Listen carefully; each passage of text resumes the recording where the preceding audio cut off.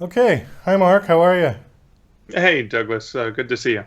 Yeah, good to see you too. Thank you for coming on the show. I guess before we get to your bio, the first thing I got to ask is what's with all the skeleton heads and skulls behind you? Are you into I the uh, occult? I write true ghost stories. I also write a lot of horror, urban fantasy, scary stuff, and I've always been fascinated by darkness.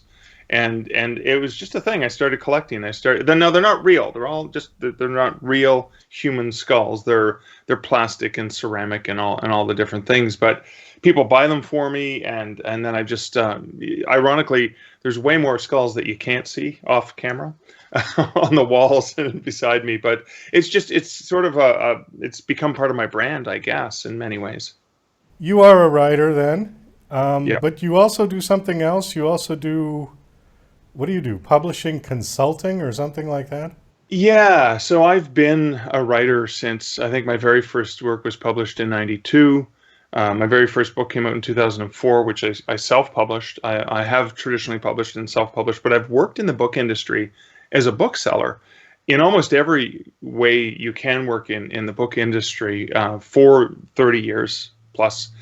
And I help authors try to figure out the path that they're looking for. So I am an author consultant or a coach, you may say, a mentor.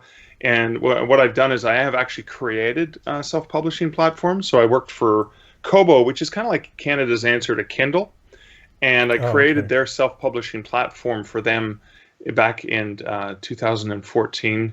Actually, sorry, 2012 is when it was launched, and and so I have a lot of knowledge and insights into the business of writing and publishing.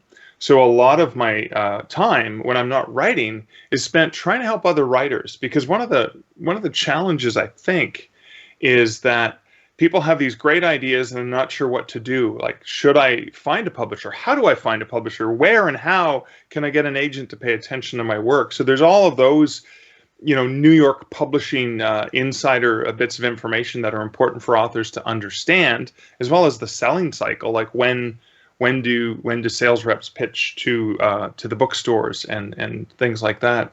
Or if they're interested in kind of taking the reins their own hands in more DIY publishing, um, helping them avoid the thousands and thousands of crooks, schemers, and thieves who pretend to be publishers and will offer to publish your book for a price. Now, there are some legitimate self-service, self-publishing services out there, but for every one legitimate one, there's nine corrupt ones that are just trying to trick writers out of their money. So one of the things I help writers with is navigating to make sure that they're not, dropping $10,000 so they can have a crate of books in their basement that they're never going to sell, and helping them understand what are the free tools they can use, what are some of the paid services that actually may make sense, i.e., you need to have your book edited. You should have a professional looking cover that's in line with your market. So a lot of my work is just really trying to help writers navigate those waters and not maybe fall into the many many traps that kind of lay waiting for them, kind of like the spooky skulls. There's as many traps as there are skulls here. Maybe that's my new brand. Is like, you want to avoid them because there's as many scary things out there as there are skulls in the room with me. Well, that's an idea. Well, one thing is that the technology has sort of revolutionized the DIY that you mentioned. It certainly has in terms of music. We get a lot of music artists on this show, so I'm familiar, and I'm a musician as well. So I'm familiar with that whole game, although I learned it rather late in my life.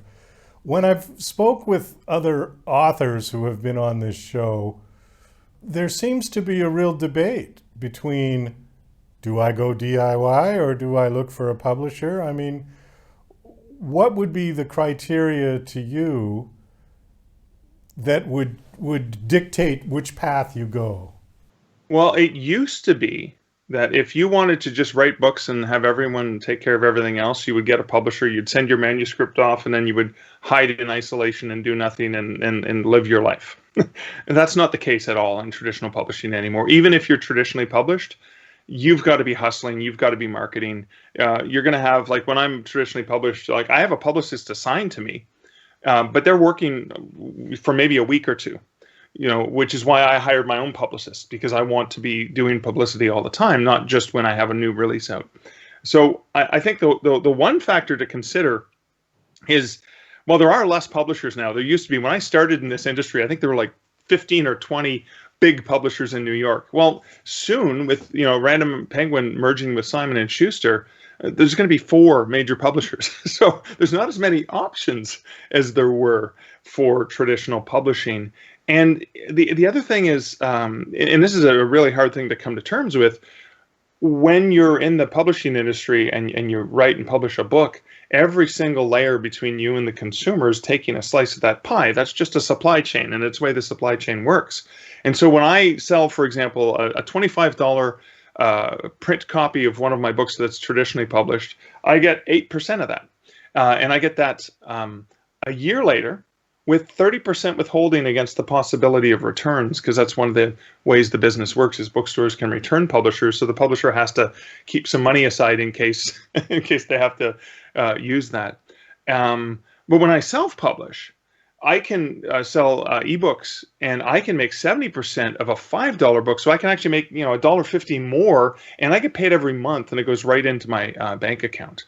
Some of the pros and cons are, if you really, really, really, really want your book on a bookstore shelf, you want to be able to walk into a Barnes & Noble or an independent bookstore somewhere and see your book on a bookstore shelf, which I kind of would say that's a little bit more vanity publishing. Like when you think of vanity publishing, Yeah. it's pay to play.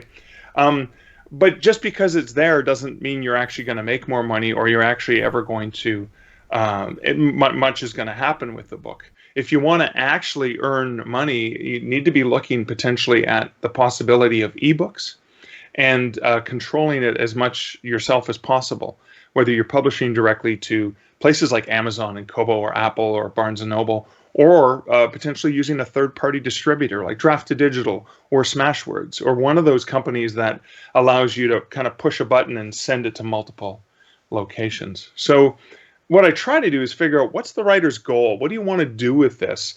And is print more important to you than ebook? In which case, I want to help them understand the reality so that there's no misperception about whether or not a bookstore is going to carry their book or not. Most likely not going to carry a print-on-demand book that's self-published, but they're more likely to carry a book from a traditional publisher. So what are the pros? What are the cons? There's just so many different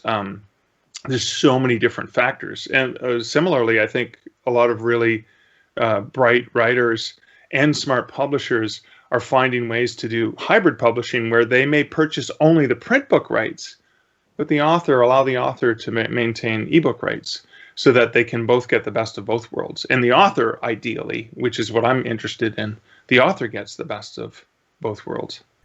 So digital technology did not kill the hardcover print books like it did to CDs and records and music, huh? No, it's funny. So the book didn't die; it just had babies. And so Interesting. it's interesting. We just did a study with folks who work in the education system, and it's been pretty standard for since the launch of the ebook in like 2009 to 2010, when it became really popular. Still only maybe 20 to 25, maybe as high as 30% of people have ever even read an ebook. So most people still haven't read an ebook.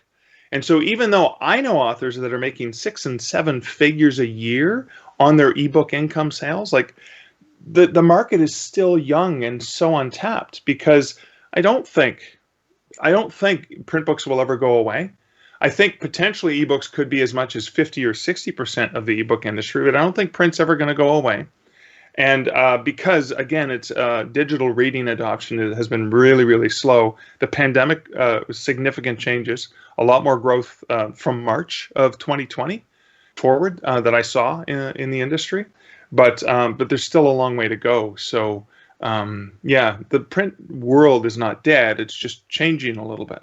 I wonder why that is. I wonder why it hurt the music industry so bad, but it didn't affect, paper books.